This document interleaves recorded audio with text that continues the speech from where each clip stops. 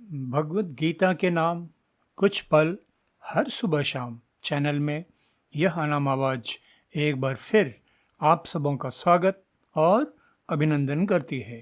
साथियों, पितृपक्ष के पावन पखवाड़े के अपार महत्व से भला कौन परिचित नहीं है।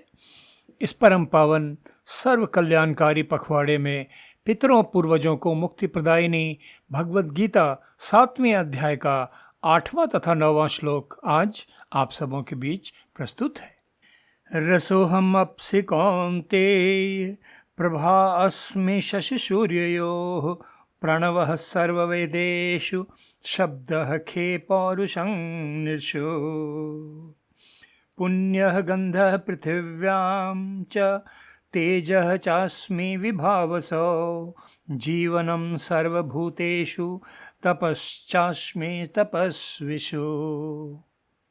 इन श्लोकों के सरल शाब्दिक अर्थ इस प्रकार है।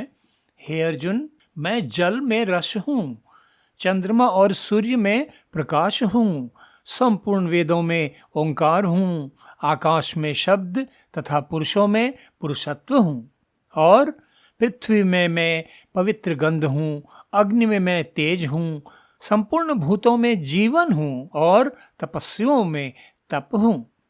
साथियों, ज्ञानी जन तो हमेशा से हमें बताते ही आए हैं कि ईश्वर एक सर्वव्यापी सत्ता है, सृष्टि के कण कण में व्याप्त हैं, किंतु हम साधारण जगजीव सृष्टि की इस अपार विशालता में उन्हें देख पाने में असमर्थ होते हैं।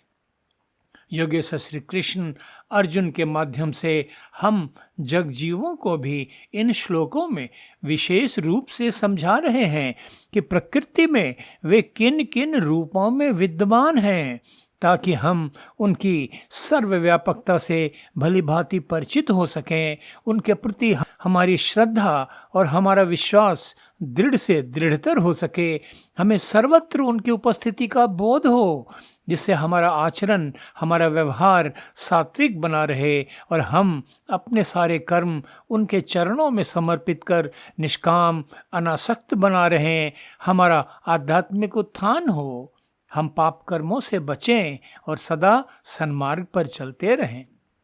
साथियों, रोजमर्रा के जीवन में प्रकृति जिन रूपों में हमारे सामने हमेशा उपस्थित रहती है, ऐसे कुछ उदाहरणों के माध्यम से श्री कृष्ण इंगित कर हमें समझा रहे हैं कि परमात्मा कैसे हमेशा हमारे बीच उपस्थित रहते हैं। साथियों, हमारे जीवन के सबसे अधिक अनिवार्य आवश्यक तत्वों में से एक है जल। प्रचलित मुहावरा है, जल ही जीवन है। तो श्री कृष्ण समझाते हैं कि जल में जो रस तत्व, जिसके कारण जल हमारे लिए जीवनदायी होता है, वह रस तत्व वे ही हैं। यह जान और समझ लेने के बाद स्वाभाविक है कि जीवन में हम जब भी जल का किसी भी रूप में प्रयोग करेंगे, हमें ईश्वर की उपस्थिति का बोध होगा, हम उनके प्रति सचेत रहेंगे और यह अनुभूति हमारे जीवन को सकारात्मक रूप से प्रभावित करेगी। जल का स्वाद उसकी उपयोगिता बढ़ाता है। खारा जल तो हमारे किसी काम का नहीं होता। जल के प्रति हमारा आकर्षण, जल की शुद्धता, उसमें निहित रस पर ही तो निर्भर करता है। और योगेश्वर श्री कृष्ण समझाते हैं, बताते हैं कि जल का यह महत्वपूर्ण रस तत्व ईश्वर के रूप में वे ही हैं। साथियों, जल की ही तरह सूर्य और चंद्रमा भी हमारे जीवन के अभिन्न अंग हैं, इतने अभिन्न कि हम इनके महत्व से अनभिज्ञ ही रह जाते हैं। इनको सहज रोजमर्रे की चीज के रूप में ग्रहण करते हैं। साथियों, सूर्य तथा चंद्रमा का प्रकाश हमारे जीवन को किस प्रकार प्रभावित करता है, हमारे लिए कितना महत्वपूर्ण है, यह भला कोई बताने की बात है। हम सब यह भली भांति जानते हैं, समझते हैं, किंतु जब योगेश्वर श्री कृष्ण इस श्लोक में बतलाते हैं कि उनके ही कारण सूर्य और चंद्रमा में प्रकाश है, तो ईश्वर के प्रति हमारी श्रद्धा और अधिक गहरी हो जाती है, हमारा विश्वास और अधिक दृढ़ हो जाता है। हम अपने आसपास अहर्निश प्रतिपल उनकी उपस्थिति की अनुभूति करते रहते हैं, जो हमें ईश्वर के प्रति जागरूक बनाए रखती है, जिससे जीवन सात्विक बनाए रखने में प्रेरणा मिलती है। हमारे क्रियाकलापों में शुद्धता हो, पवित्रता हो, ईश्वर के प्रति समर्पण का भाव हो, यह चेतना सदा बनी रहती है, जिससे जीवन की आध्यात्मिकता सकारात्मक रूप से प्रभावित होती है। ईश्वर की अनंत दैवी ऊर्जा की हमारे इर्द गिर्द, हमारे आसपास विभिन्न रूपों में सतत उपस्थिति की अनुभूति के बोध से हमें अपने जीवन में अकर्तक रूप में उनका आभास होता रहता है। सदा उपस्थित रहकर मानव जीवन को प्रभावित करने वाले जल, सूर्य तथा चंद्रमा तत्वों के बाद श्री कृष्ण जीवन के एक और पहलू में ईश्वर के रूप में अपनी सतत उपस्थिति की याद दिलाते हुए अर्जुन को बतलाते हैं कि वेद मंत्र, जो सभी आध्यात्मिक जगजीवों के जीवन के अभिन्न अंग हैं, उन मंत्रों के आरंभ में उपस्थित ओम प्रणव तत्व वे ही हैं जिनके बिना कोई वेद मंत्र आरंभ नहीं होता। शब्द तो आकाश का गुण है और योगेश्वर श्री कृष्ण बतलाते हैं कि आकाश के इस गुण का कारण भी वे ही हैं।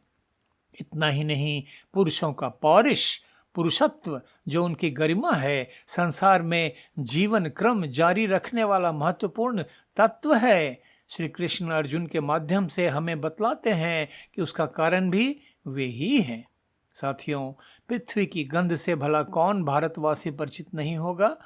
जेठ के प्रचंड ताप से तपित पृथ्वी पर जब वर्षा ऋतु की पहली बूंदें पड़ती हैं तो पृथ्वी से जो मादक मनमोहक गंध उत्पन्न होती है, वह तो अद्भुत अलौकिक आनंद देने वाली होती है, मन प्राण को शीतल बना देती है।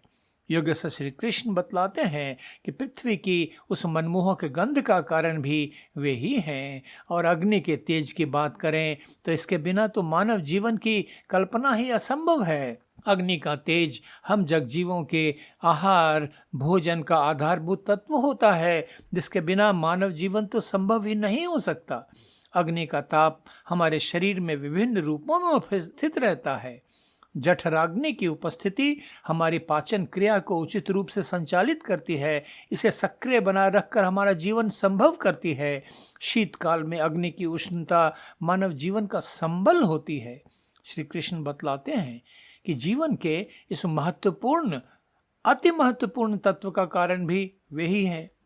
और इसके बाद योगेश्वर श्री कृष्ण एक और महत्वपूर्ण बात हमें बतलाते हैं कि समस्त जीवधारियों का जीवन भी वे ही हैं।